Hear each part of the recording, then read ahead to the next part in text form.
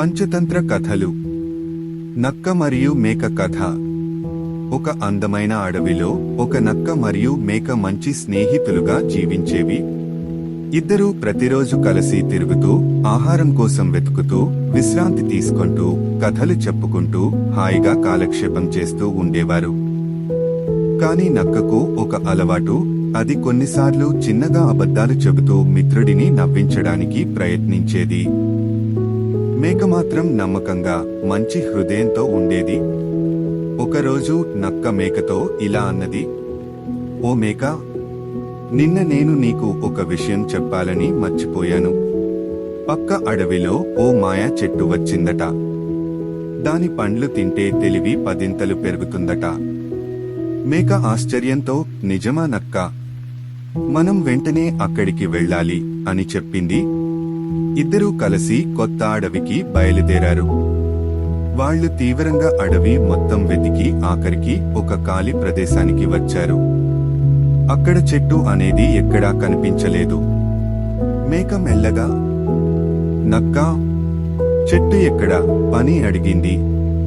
నక్క కాస్త తల వంచింది.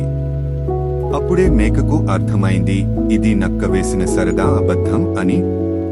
నువ్వు అబద్ధం చెప్పావా అని మేక కంటిలో కలతతో అడిగింది. నిజమైన మిత్రులు అలాంటి అబద్ధాలు చెప్పరు.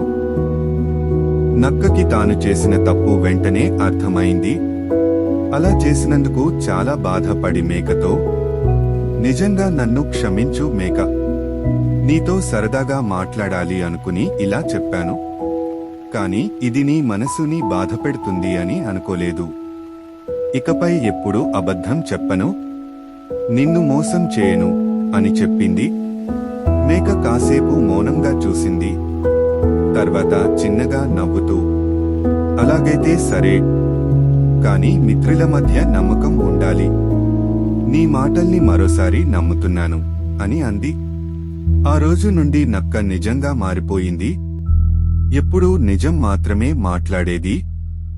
నక్క, మేక మరింత నమ్మకంతో, మరింత ప్రేమతో మళ్లీ స్నేహితులుగా హాయిగా కలిసి జీవించసాగారు.